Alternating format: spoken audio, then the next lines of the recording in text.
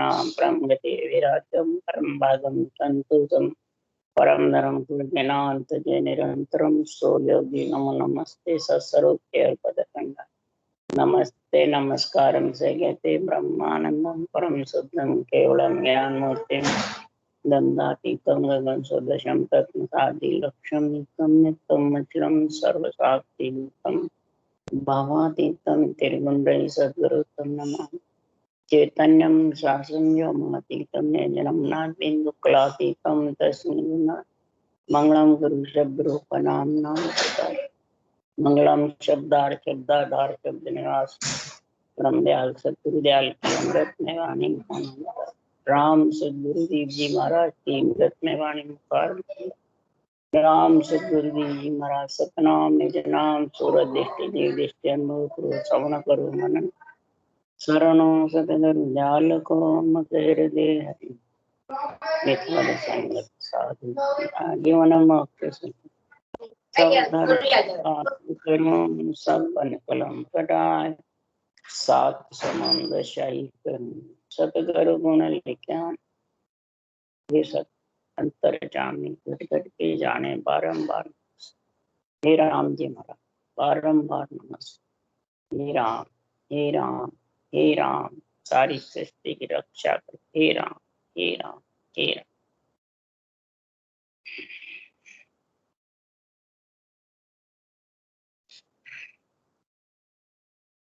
अथे कर्मी नर का अंग चालू है। अब सदगुरुदेव फरमाते हैं यहाँ नर उसका अंग में कर्मी कर्मी का अर्थ क्या है? नर शरीर असत शरीर है सत आत्मा और दोनों के बीच में शुभ और अशुभ कर्म है।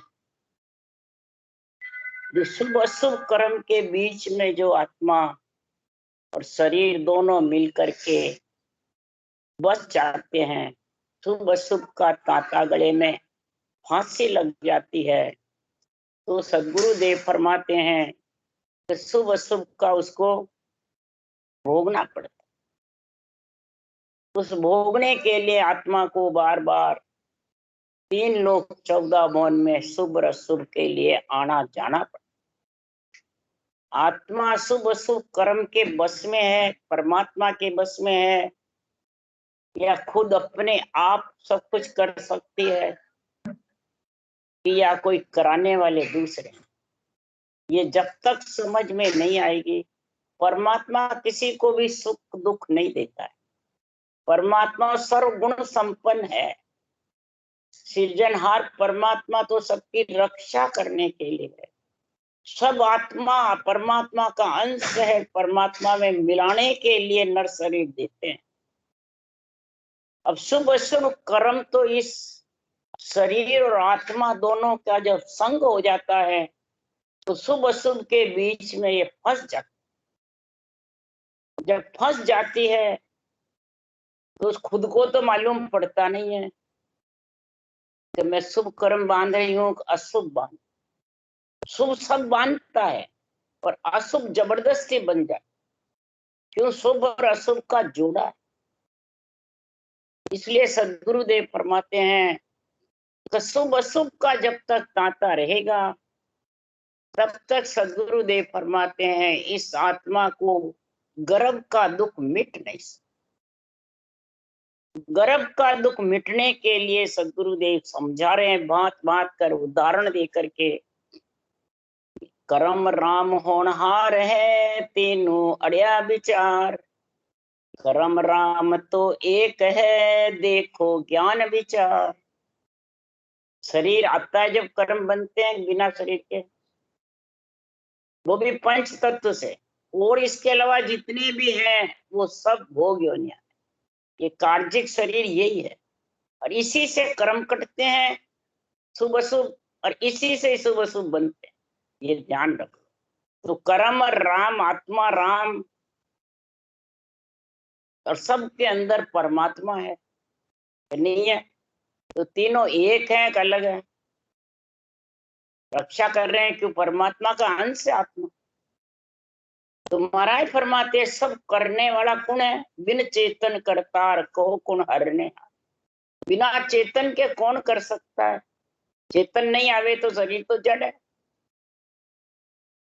तो ब्रह्म माया सब एक ही, ब्रह्म और माया एक ही है, और दोनों मिले जब भी जाके रचना होती है।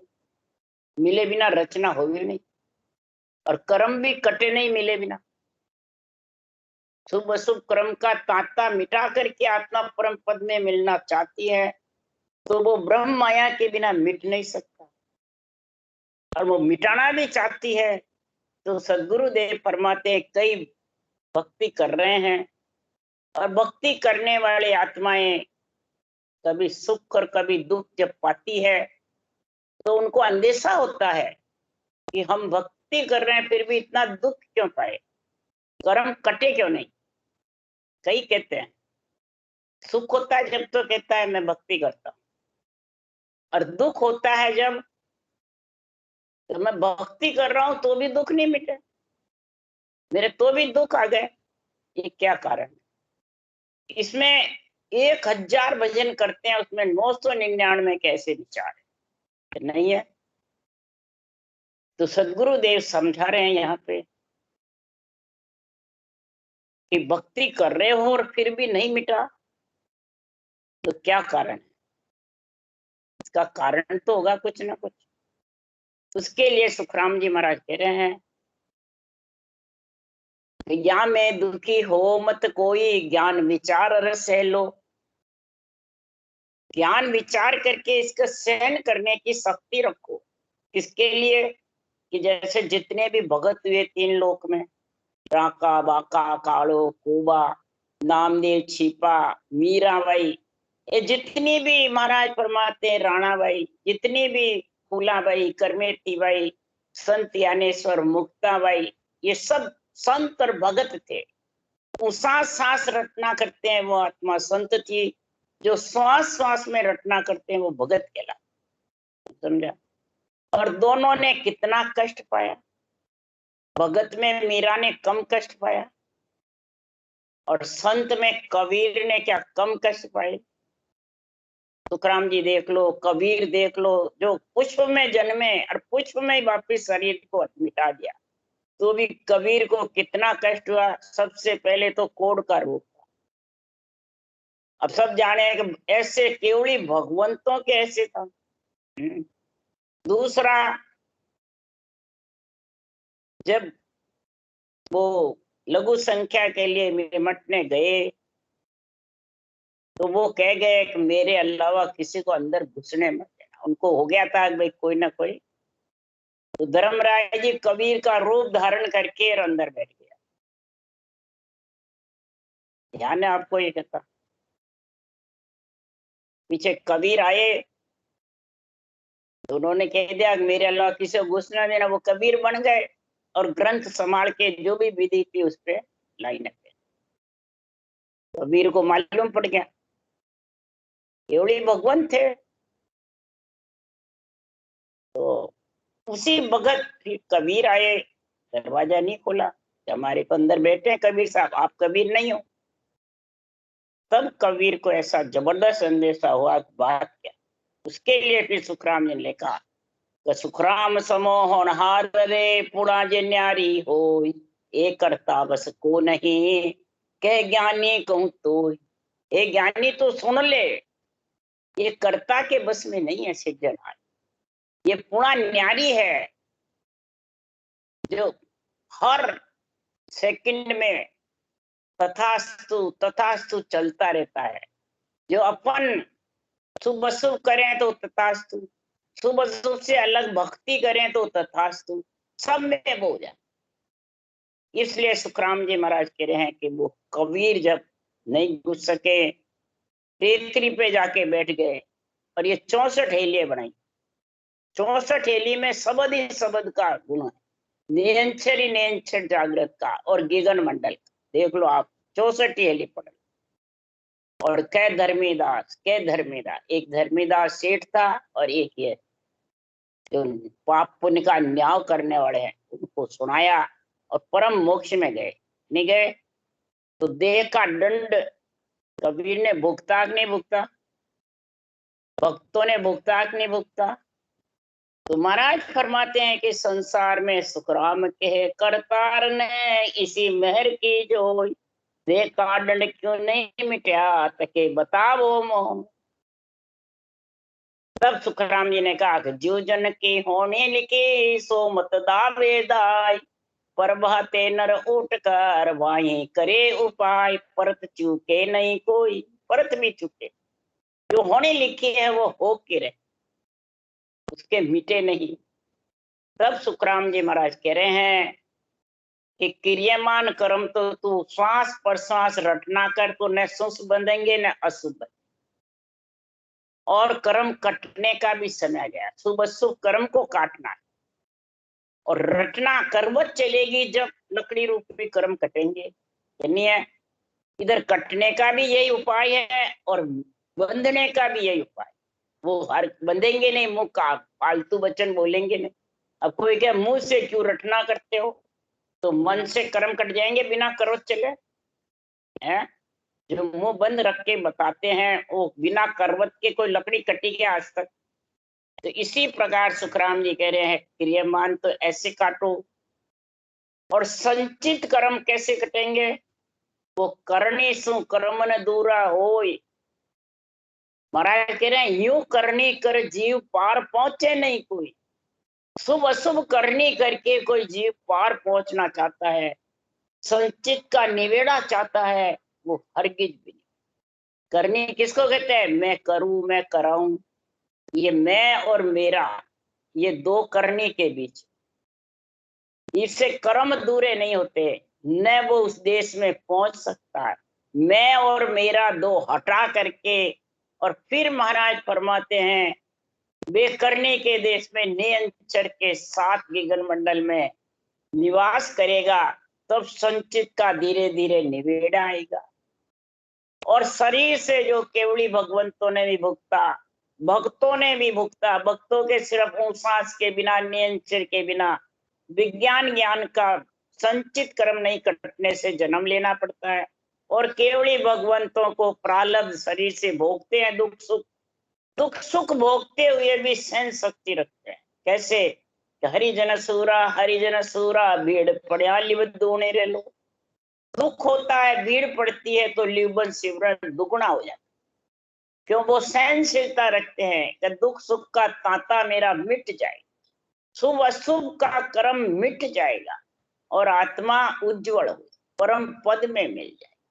तो ऐसे कर्म तीनों प्रकार के काटने के लिए सदगुरुदेव फरमाते हैं कि नहीं बस करतार के होनहार बस नाय, फूल शराब कम जो पड़े सोई सोई भुगते आए, सोई सोई भुगते आए, सुखराम देह का दंड तो जोग सजा खे जाए।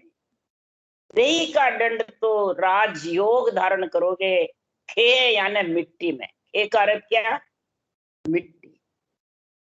जैसे शरीर आत्मा सांस निकले बाद मिट्टी होती है, वैसे ही कर्म भी तीनों प्रकार के मिट्टी में होने चाहिए, शरीर छपते हुए।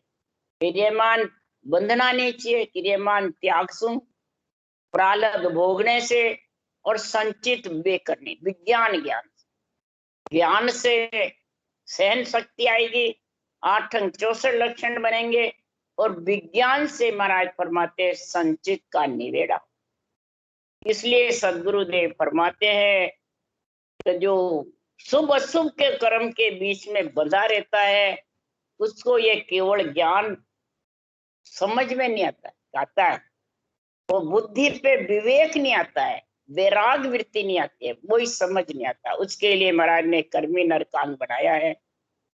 तो जड़ पाहणगी कूप झूठ गुड़ आगन झेले, बालक संग जवान हीण न रही जन के से जन झेले, वक्त छिपे न घाव आंध लो चावन देके, लाडू किया अनेक चाक लेते बिन पे, गाड़ी ओनन रंग चढ़े लाखा करो उपाय, यूं कर में नर सुख राम के ध्यान विधे नहीं आ। अब यह ये नहीं कहा केवल भक्ति करे वो कर्मी नहीं है, जो केवल नहीं करे वो कर्मी है, ये सुखराम जी नहीं लिख रहे हैं। महाराज तो फरमाते हैं कि मैं मेरा जब तक है तब तक वो कर्मी न रहे, उसको भोगने को आना पड़ेगा, चाहे भक्ति केवल की करो चाहे नवदा। नवदा करेगा और मैं मेरा नहीं है तो 3 लोक का सुख लेगा, परंतु जन्मना मरना नहीं मिलेगा, क्यों बेकरनी में संचित रह जाए। बेकरनी के बिना, निअक्षर के बिना वो अक्षर ब्रह्म की भक्ति रहेगी, और निअक्षर ब्रह्म की भक्ति के साथ में संचित गढ़ जाएंगे तो फिर जन्म नहीं लेना। ये फर्क है बस। परंतु मैं मेरा अगर केवल भक्ति कर रहा है, मैं मेरा है, मैं गुरु तू चेला देवता आन, तो उसके कर्मी नर है, उसको आध्यात्मिक जो निर्णय है वो पसंद नहीं है। क्या आध्यात्मिक निर्णय से उठ उठ के भग जाते, चले जाते कि नहीं हमारे विचार नहीं मिलते। जब भक्ति एक है, ऊषा सास की वाणी सुखराम जी की एक बात रहे, फिर विचार क्यों नहीं मिलते हुए? क्या कारण है? क्या कारण है? वो माया ब्रह्म को ही प्रधानता देते हैं, और केवल ज्ञान माया ब्रह्म से परे का है। इसलिए सुखराम जी महाराज कह रहे जड़ पत्थर कूड़े में घी, महाराज फरमाते हैं तो वो काम आएगा। जड़ा हुआ सूत गुड़ का आग झेल नहीं सकते, बालक के साथ जवान हीज नर सेज का सुख नहीं ले सकता, लड़ाई का घाव बख्तर पैरे से मालूम नहीं पड़ता, छिपता नहीं, दर्द तो होता रहता है। अंधा आदमी इच्छा होते हुए भी कुछ देख नहीं सकता है। अनेक तरह के लाडू बढ़ाए पर चखे बिना स्वाद बता नहीं सकता है। लाखों उपाय कर लो, काले उन पे कभी दूसरा रंग नहीं चढ़ेगा। इसी प्रकार जो मैं और मेरे के साथ में बंधा हुआ रहता है, शुभ और अशुभ, मैं और मेरा, इसी को शुभ अशुभ। ज्ञान, मैं ज्ञानी हूं, ज्ञान से ज्ञानी बनता है, और मैं बोलता है मेरा, मैं गुरु तू चेला मेरा, तो समझ जाओ वो कर्मी मनुष्य है, और वो ये अणवे ज्ञान का निरपेक्ष निर्णय सुन नहीं सकता। सुनते ही क्रोध आके उठ के भग जाए। ऐसा क्रोध अहंकार ऐसे कर्मी नर के नेड़े बड़ा खड़ा रहता, मैं मेरे से क्रोध अहंकार खड़ा होता। इसलिए सदगुरुदेव यह कर्मी नरकांग इसलिए बनाया, ये नहीं बनाया कि नवदा भक्ति वालों के लिए, 3 लोग देवता पूजा उनके लिए बनाया, नहीं, सबके लिए महाराज कह रहे कि आंख एक आदित आंख कारियों कर्मी, जो मरकट सिर पाव अरड पोया को चिरमी, सरप दूत विष होय मरे खर मिश्री खावे, चौदिस सायर नीर प्रेत प्यासो दुख पावे, यूं कर्महीन के नहीं बने साध संगत को जोग, काक पड़ा सुख राम के हुए काग के रोग। अब बताओ महाराज ने कितने जबरदस्त उदाहरण दिए हैं। बाहर से एक भी उदाहरण नहीं लाना है, शास्त्रों के भी दिए हैं, रहनी सहनी के भी दिए हैं, और कई प्रकार के यहाँ दिए। सबसे पहले तो आंकड़ा और ईंट के मेल बन जाता है, साटे के और ये आंकड़े के, आंकड़ा खारा और साटे मीठे। तो महाराज फरमाते हैं आत्मा एक गर्भ में आएगी बार बार, अरे गर्भ में नहीं आएगी तो वो मेड़ कैसे खा सकता है भाई? अब वो मैं तो है कि मैं संतु, मैं गर्भ में नहीं आऊं और तू आएगा, तो मैं तो गर्भ में आने वाला ही है। ये मैं तो ही गर्भ में लाता है। अहंकार से उपना 5 तत्व परमाण, इस अहंकार से तो 5 तत्व में आता है। और ये राड मिटने वाली नहीं, ये जबरदस्त राड है। उसके लिए सदगुरुदेव फरमाते हैं कि संसार में होने की बात कहे सुखदेव जी, टारी टरे नहीं किणे सुभाई, अरे राम सरीसा को बलवंता, पिता को मरण सीता का हरण, राम उर्चित हुए बनमाई, तिलों की नाथ के होनी नहीं टड़ी तो अपन तो क्या चीज है? सदगुरुदेव फरमाते हैं कि संसार में ये राड जो आने जाने की है, माया ब्रह्म की है, जो शुभ अशुभ की है, मैं और मेरे की है, ये राड कब मिटेगी? उसके लिए सुखराम जी कह रहे हैं, राड्या राडन भागसी अनसो भूख न जाय, जड़सो तृष्णा ने बुझे वो जड़ पियो आय। वो जड़ पियो आय, कितना ही जल पी लो, कितना ही अन्न खा लो, वापिस वापिस भूख प्यास लगती रहेगी। तो कभी भी देही से तुम राड मिटाना चाहो तो मिटने वाले, देही से देही के विचार मिलाना चाहते हो तो मिलने वाले। इसके लिए सुखराम जी कह रहे, झगड़ झगड़ वो झगड़िया, झगड़ो मिटे न कोई, यूं करनी कर, यूं करनी कर, पार पहुंचे नहीं कोई। यूं कई प्रकार की शुभ शुभ करनी भी करता है तो भी वो पार नहीं पहुंच। कितना ही तो ये प्रकृति के बड़े शरीर से झगड़ता रहे, कष्ट पाता रहे, इसको घर गृहस्थी छोड़ के जंगल में बैठा दे, तो भी ये सत्य असत की राड मिटने वाली। तो कैसे मिटेगी? राड साच सो भागसी, भूख शब्द सो जाय, सतगुरु ऐसी चीज फल अमर देवे लाय। जोग तो रोग गमावे, यूं गुरु पद में समझ, हंस परम मोक्ष जावे। पर सुखराम ज्ञान बिन सुलझिया, निर्भय कबू न होय। महाराज फरमाते हैं कि संसार में राड, अंदर में सच्चाई आएगी किसमें? एक अनबे ज्ञान, सृजनहार परमात्मा के नाम की और उसको रटने के तरीके की सच्चाई आएगी।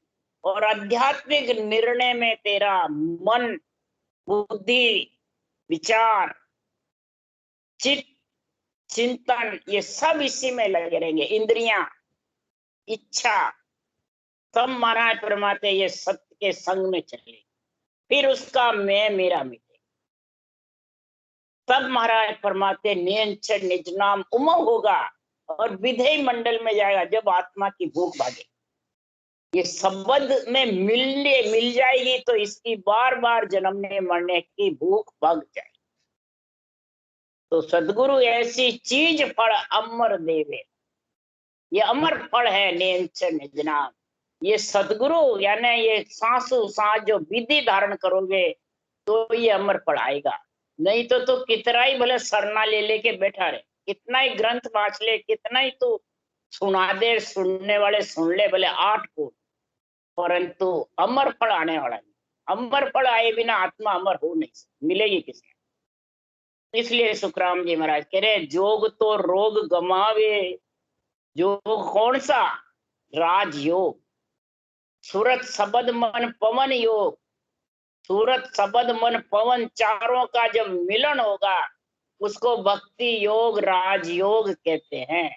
राजयोग और ब्रह्म योग का मतलब है कि सांसों सांस राम रटना की चाबी चलाते रहो तिजोरी खोलने के लिए, और खटाक खटाक नियंत्रण आएगा। और ये सब जुड़े हुए कंवल तिजोरी है, 12 कंवल, 6 पूरब 6 पश्चिम। ये खटाक खटाक इस रटना से खुलेंगे और नियंत्रण उमव होगा, और उमव होके के आत्मा को अपने में मिलाए। ये ज्ञान बिन सूरज कभी नहीं। ये महापुरुषों का केवल ज्ञान ही शुभ अशुभ से अलग कर सकता है। केवल ज्ञान ही मैं मेरे से अलग कर सकता है। केवल ज्ञान ही ब्रह्म माया से अलग कर सकता है और निर्भय कर सकता है। किसको? आत्मा। जब आत्मा निर्भय हो जाएगी, भय से रहित, यानी जन्मने मरने से अलग, तब महाराज फरमाते परमात्मा में मिल जाए। इसलिए सुखराम जी महाराज कह रहे हैं, उदाहरण देके, जिसके आंख का ऑपरेशन होता है वो सूर्य की रोशनी सहन नहीं करता, सूर्य की रोशनी की तरफ झांक भी नहीं सकता। और जो महाराज फरमाते हैं ताटकी ध्यान करते हैं, उसके सूर्य की रोशनी ऐसी आंखों में समा जाती है कि लाल कस शरीर में आंखें लाल बहुत हो जाती, उसकी फिर कोई नजर झेल नहीं सकता। इतनी जबरदस्त मतलब ध्यान होता है सूर्य का। इसीलिए सुखराम जी महाराज कहते हैं कि जिसके ये केवल भक्ति का गुण आ जाता है तो महाराज फरमाते हैं माया ब्रह्म और रिद्धि सिद्धि करामात करतूत कई कोसों दूर रहे, वो इनके आ नहीं सकते, संग दूर रहते हैं। और ऑटोमेटिक सृजनहार परमात्मा और विष्णु रक्षा करते उस आत्मा। इसलिए सुखराम जी महाराज कह रहे हैं कि जो कर्मी नर है मैं और मेरे के साथ में है, चाहे ज्ञानी हो, चाहे सुनने वाला हो, चाहे शास्त्र बांचने वाला हो, चाहे संतों की वाणी। जैसे बंदर के सिर में पांव से अच्छे कपड़े पहना करके और जबरदस्त उस बंदर को तू कांच के महल में रख दे, भूस भूस के अपना मूर्त देख देख के, वैसे ही मर जाए। उसको बंदर को बंदरी नचाता रहता है तो वो बाजीगर के बस में हो जाता, बाजीगरी के कारण नाचता है। और वो समझता है क्या? कुछ नहीं। सुंदर में, अपने रूप में, किसमें क्या समझता है? कुछ नहीं। तो महाराज फरमाते कर्मी नर इस ज्ञान को विदे नहीं होते, समझते नहीं है, बुद्धि पे विवेक वैराग नहीं आता है और अडंग बडंग सिकल विकल मर्जी आवे जैसे अर्थ करते हैं, मर्जी आवे जैसे पक्ष का निर्णय करते हैं, लोगों को भरमाते रहते हैं। तो महाराज फरमाते वो कर्मी नर को मेरा ज्ञान पसंद, बाँचने वाले कोई नहीं, बाँचने वाले तो छोड़ो, उनको ही पसंद नहीं आता है, एक मेल नहीं होता है। क्यों? तुकाराम जी लिख गए एक धर्म बिच झगड़ा वेला रे भाई, वो कह तुझ गम नाई, वो कह तुझ गम। क्यों होते हैं? वो कह सतगुरु में होई, वो कह सतगुरु, वो कह मेरे को होता जीव तारने का, वो कह मेरे। तो कलयुग में क्यों होगा? कि सुनो भाई ऐसा कलयुग आसी, पके पके सब ज्ञान कते ला आपो सकल सरास। ये आपा सराएगा, बस मैं हूं मेरा है, और पक्ष पक्ष में मेरे ज्ञान को कथेंगे। तो महाराज फरमाते हैं वो कर्मी जीव कहलाएंगे या कर्महीन कहलाएंगे या कर्म से अलग कहलाएंगे। वो आत्मा जन्मने मरने में आएगी कि नहीं आएगी? आई। अरड़ पोया जिनावर है, चिरमी से डरता है। सांप का दूध, सांप को दूध की तरह पिलाओ, वो जहर होगा, अमृत होगा, जहर। गधे को मिश्री खिलाने से गधा मर जाता है और इधर जीवन दान मिलता है, मनुष्य खाते हैं। गधे को मिश्री खिलाने से गधा मर जाता है। इसी प्रकार महाराज फरमाते हैं कि पानी में चारों तालाब भरे हुए हैं और जो राक्षस वृत्ति आत्मा होती है वो पानी पी नहीं सकता, प्यासा मरता। किस कारण से? कि सब जगह देव आत्माओं का स्थान, जल भी देव, पानी भी देव, धरती भी देव, आकाश भी देव, अन्न भी देव, सब देव ही देव, हवा भी देव, जल वायु पृथ्वी अग्नि आकाश सब देव।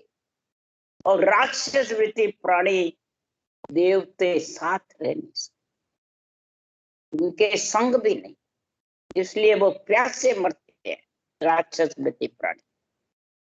इसलिए सुखराम जी महाराज का प्रेत प्यासा ही रहता है, दुख पाता है। इसी प्रकार कर्महीन जो होते हैं उनके साधना की संगत प्यारी नहीं, रूप की बढ़ाई प्यारी लगती है उनको। बस शरीर के जितने बदावने करो, शरीर की महिमा करो, जितने शरीर को ऊंचा उठाओ, खूब शरीर को बादाम पिस्ते माल खिलाओ, वो खूब राजी होगा। खूब बढ़ाई करो, जिसको मान सम्मान के उसके बढ़ाई करो, बहुत राजी होगा। मान सम्मान बढ़ाई में डूब जाते हैं। तो बताओ वो संसार में कर्मी नर है या नेकर्मी है? इसलिए सुखराम जी महाराज कह रहे साधना करने के ठान ही नहीं सकता, वो साधना भक्ति कर सकता है, वो सत की संगत में उसका मन नहीं लग सकता। जहां बढ़ाई होती है वहीं भागता है, सबको बढ़ाई अच्छी लगती। इसलिए सुखराम जी महाराज कह रहे हैं कि जैसे कौवा होता है, कौवा जब पेड़ों पे दाग पड़ती है तो कुदरत से उनके कंठमार हो जाती है। जब कंठमाल होती है तो कौआ दाख नहीं खा सकता, नहीं तो मनुष्य के नर नारी के दाख के हाथ ही नहीं आवे अगर कंठमाल नहीं हुए कौए के। इसीलिए सुखराम जी महाराज इधर कहते हैं कि जगत में ऐसे कंठमाल हुए ज्ञानी बहुत ज्यादा है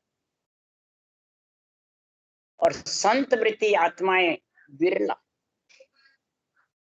तो उनको कंठमाल हुए ज्ञानी की उपाधि सुखराम जी ने किससे दी? खरस्याल कौआ स्वान पुकारे, बिन भेद बक ज्ञान यूं झक मारे। खर मन गधा, श्याल, कुत्ता और कौए। महाराज फरमाते इस प्रकार महाराज फरमाते हैं इनके कंठमाल हुई रहती है। ये महाराज फरमाते हैं संसार में बिन भेद बक ज्ञान, बिना भेद के, बिना साध की संगत के, बिना केवल्य ज्ञान के और अपने रूप को, अपने ज्ञान को, अपने ज्ञानी को, अपने मैं मेरे को सराहते रहे, यूं झक मारे, यूं श्वासा रूपी पूंजी खाली कर। इसलिए सुखराम जी महाराज ये कर्मी जो जीव हैं वो और कैसे हैं वो महाराज उदाहरण दे समझा रहे। जहां आन की सेव साध की संगत न भावे, जैसे जुर को जोर रूप रुच अनकी मिट जावे।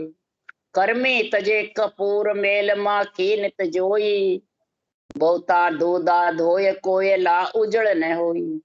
सदा सजीवन जीव को सुन पाती अनसुमरे, यूं कर्म उदय सुखराम जी ब्रह्म भक्त कैसे करे।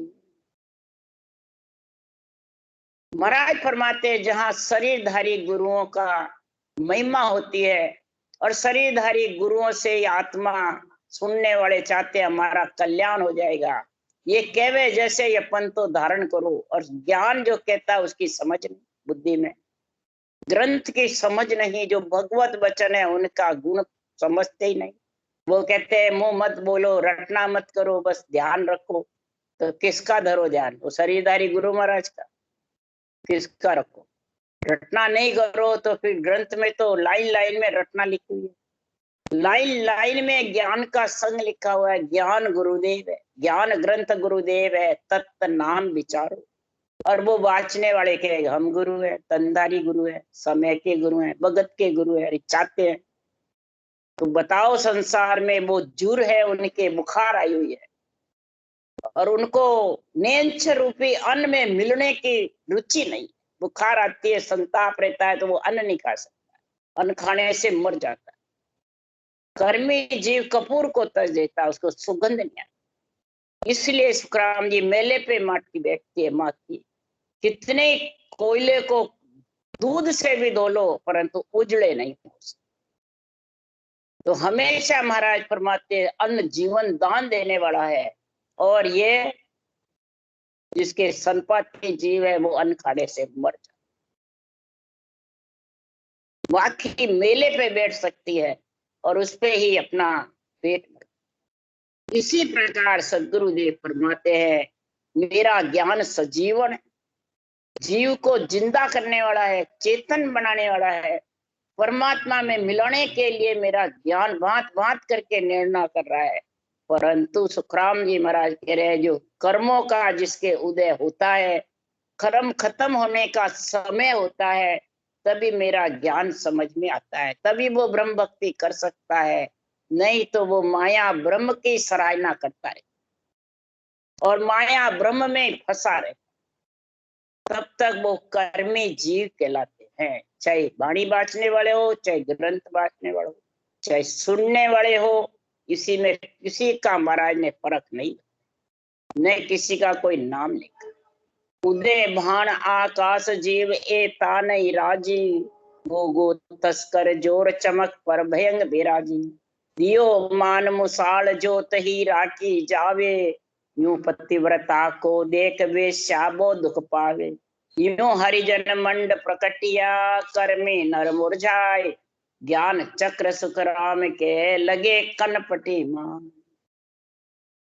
ये सदगुरु सुखराम जी महाराज का ज्ञान चक्र है, सुदर्शन चक्र जो चारों मेर घूमता है और जिसके भी है उसी को काट देता, चाहे वाणी बांचने वाला हो चाहे सुनने वाला, चक्र चलाने वाला हो चाहे किसी पे, चारों मेर घूमता है और फट काटता रहे। क्यों? ज्ञान खड़क आगरे एता पखाना, ज्ञान के खड़क के आग के कोई पक्ष नहीं होता। मेरा केवल ज्ञान चक्र है, इसके आग की जैसे, खड़क तलवार की जैसे है। महाराज फरमाते हैं खुद की तलवार खुद के गले के पैरों देखा कटे नहीं कटे, खुद के घर में आगर उसमें कूदो देखा जड़ोगे नहीं जड़ोगे। तो इसी प्रकार ज्ञान कथने वाले को ही समझा रहा है, ये नहीं कथने वाले को नहीं समझावे, सुनने वाले को कथने वाले समझा नहीं, चाहे बांचने वाला हो चाहे सुनने वाला हो। मेरा ज्ञान चक्र है। गुगु तस्कर चोर होंगे, चोरी करने वाले होंगे, सूर्य उदय होते ही वो दुखी हो जाते हैं, नाराज हो जाते। तो ये मेरा ज्ञान सूर्य की जैसे है। और जितने भी जो पंच तत्व शरीर माया ब्रह्म का बखान करते हैं वो सब दीपक की जैसे। तो दीपक मुरझा जाता है सूर्य के आगे, सांप भी चमक से नाराज रहता है, सूर्य के सामने दीपक मुसाल हीरे की ज्योत भी कम पड़ जाती है। पतिव्रता नारी होती है, निज नाम में आत्मा जब मिल जाती है, उसका निर्णय करती है निरपक्ष, तो महाराज फरमाते वेश्या दुख पर, माया ब्रह्म के बीच में जो महिमा करने वाले हैं माया ब्रह्म की, वो वेश्या की तरह। और फिर कहते हैं हम पतिव्रता सती होंगे, कैसे होंगे? पतिव्रता वेश्या होते कि हम पतिव्रता सती हो जाएंगे, और सताए बिना कैसे सत्य होगा? इसी प्रकार सत्सबद केवल्य भक्ति का जो गुण है वो निरपक्ष है कि पक्ष के साथ। ऐसा निरपक्ष निर्णय सुनने से कर्मी नर दुखी हो जाते हैं और उठ के भग जाते, और फिर कहते हैं हमारे विचार नहीं मिलते। फिर विचार का क्या फर्क आया? फिर तो मन विचारों में फंसा रहेगा, मैं मेरे में फंसा रहेगा। बस एक ही विचार है कि शरीर को गुरु नहीं बतावे तो फिर जावे किसके लिए, तो फिरे किसके लिए? थोड़ा बहुत तो मान सम्मान चाहिए। बस ये मान सम्मान खा गया, जरूरी नहीं पैसे लेवे, नहीं, मान सम्मान के पीछे सब कर्मी नर हो। और ज्ञान सुन सुन करके अच्छा भी लगता है पर धारण नहीं कर सकते, इसलिए उनके कनपट्टी में लगती है, घायल हो जाते हैं ज्ञान सुन करके। इतने श्री कर्मी नरकांग संपूर्ण। राम राम राम राम। बोलो राम सदगुरुदेव जी महाराज ने धन्य हो, परम दयाल सदगुरु सुखराम जी महाराज ने धन्य हो, अनंत श्री सुख सम्राट सदगुरु सुखराम जी महाराज के सत्स्वरूप भगवान ने धन्य हो, धन्य हो, केवली भगवंता ने धन्य हो, जीवा तारण जहाज ने धन्य हो, धन्य, मोक्ष के मालका ने धन्य हो, धन्य, अनंत कोटि संतान ने धन्य हो। राम सभा से राम राम मारो, सबने राम राम राम राम राम राम सा राम राम सा।